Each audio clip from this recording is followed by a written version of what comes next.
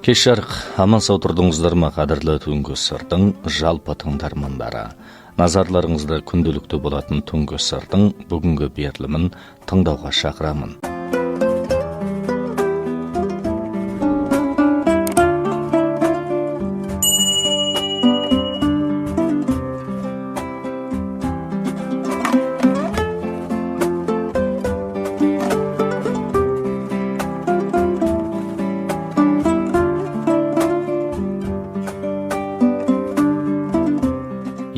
Аса қадірлі түнгі сырдың жалпы тыңдармандары.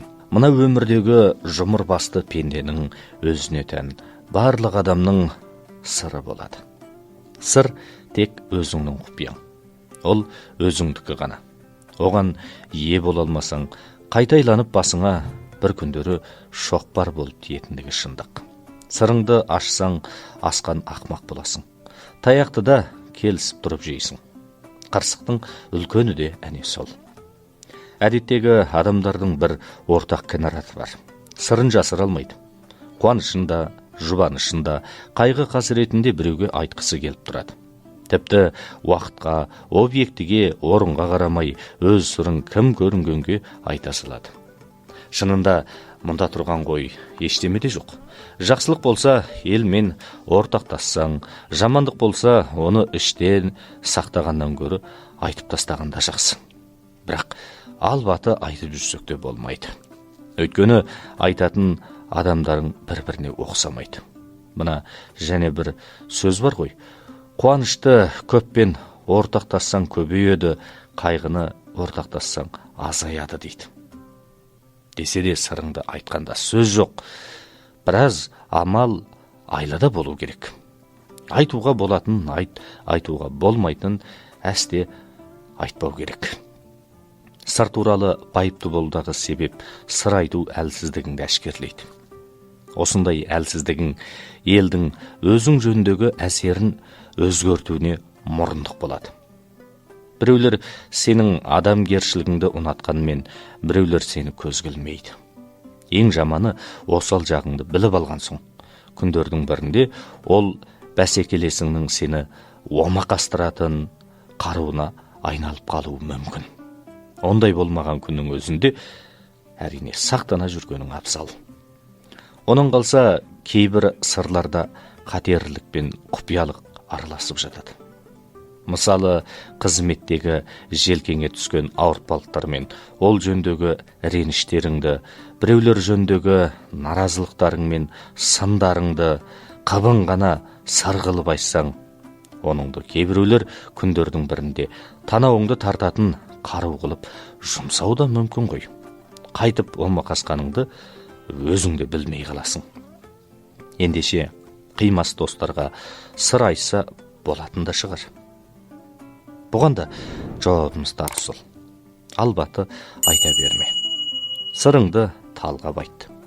Өйткені қазіргі қимас досыңның болашақта да қимас дос болып жүруі әрине екі талай. Мұны түсіну керек.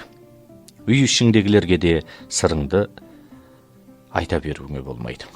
Мысалы, жарыңның сенің сырың жөніндегі түсінігі сен ойлағандай болмаса, соған бола сені қате түсінсе, тіпті сенің сырыңды біреулерге айтсашы. Дегенмен ішімдегіні тап деп, тымпиып, тіс жарып сыр айтпауда жақсылық емес. Өйткені бұлай болғанда сен томаға тұйық сыр ашпайтын, байыбына барып болмайтын, жан жуымайтын адам болып қаласың. Тегіннен осындай адам болсаң ғой, және бір сәр. Әйтпесе басқаларға мұндай әсер беруің әбестік болады. Сондықтан, қадірлі тыңдармандар, нағыз мына өмірдегі кемеңгер адамның былай істегені жөн екен. Кейде айналаңдағыларға келер кетері жоқ кейбір сырларыңды айтып, оларды өзің жөндегі күдік күмәннан арылтуың да керек. Сақтықтан ауашала. Ежелден ұлы істер тындырғандардың барлығы да сауысқандай сақ болған. Басқалардан айлашылдығымен өрелі болған. Бір бармағын жасырып қалып, сездірмей толқын тудыра білген.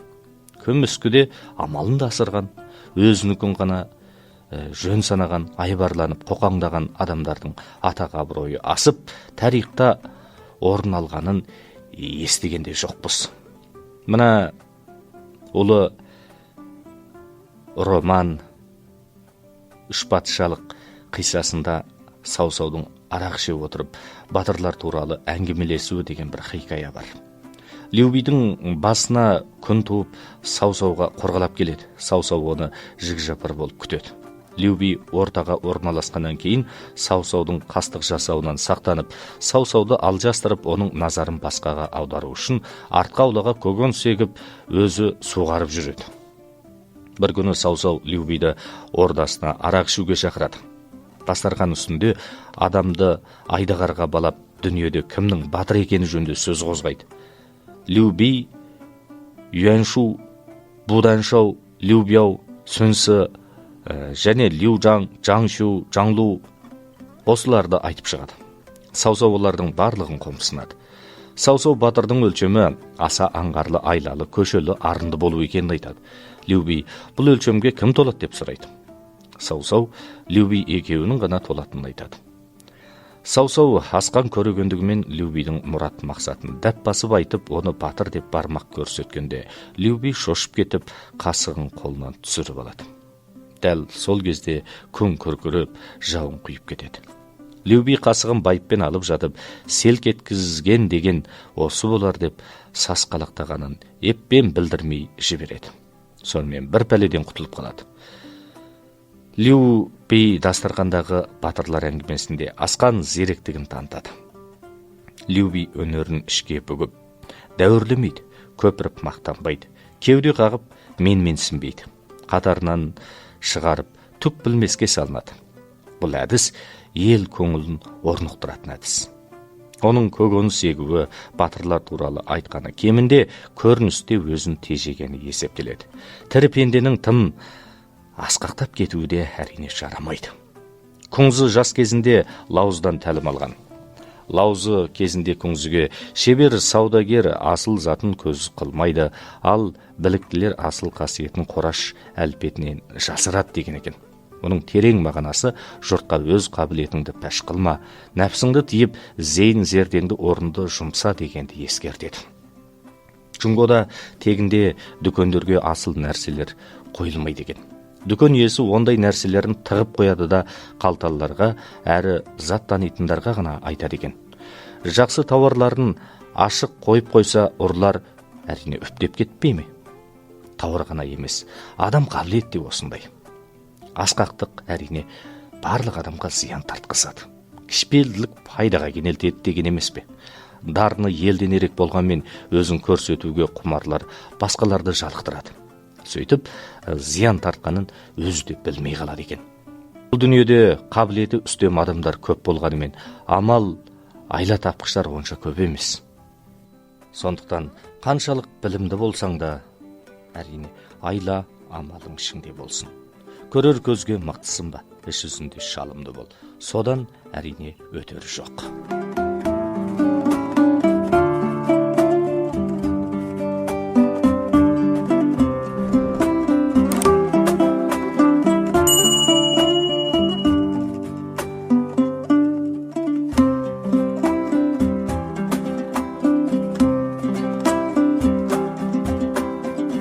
Сонымен, құрметті Түнгі сырдың жалпы тыңдармандары, Түнгі сырдың бүгінгі кезегін осы араға дейін жалғастырдық. Ден қоя тыңдағандарыңызға үлкен алғыс. Сіздермен бірге болған мен, Ерғазы Медетханұлы. Әрқашан сіздерге мықты денсаулық, көңілді күн тілеймін. Аман сау болыңыздар.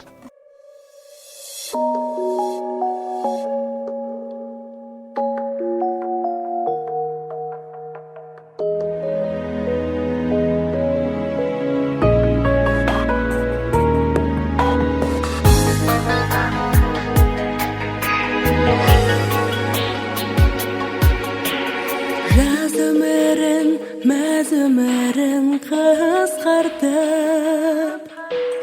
бара жатыр қос қайтып. Зымырайды менің бала кезімде,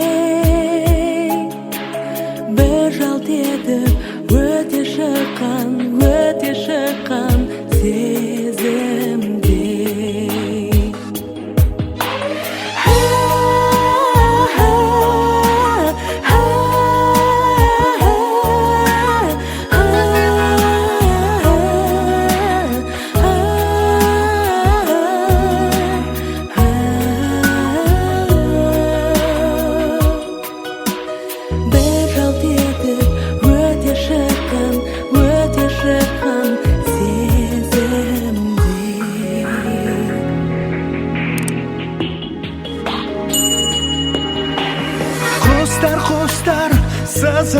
талпын салады.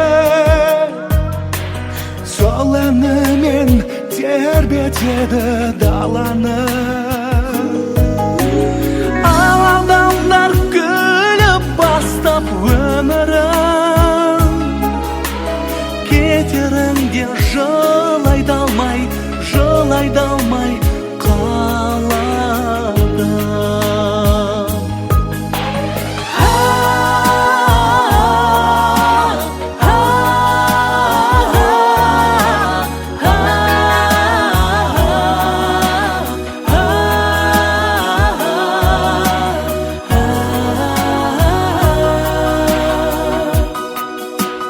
Кетеріңде жылай да алмай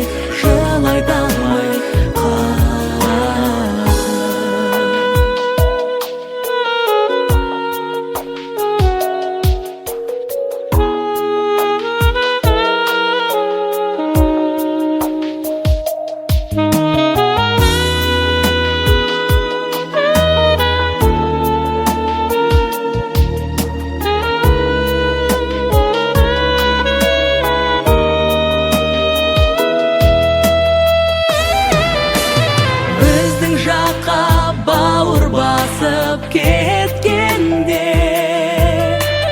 тамаша әнмен келіп еді көктемде.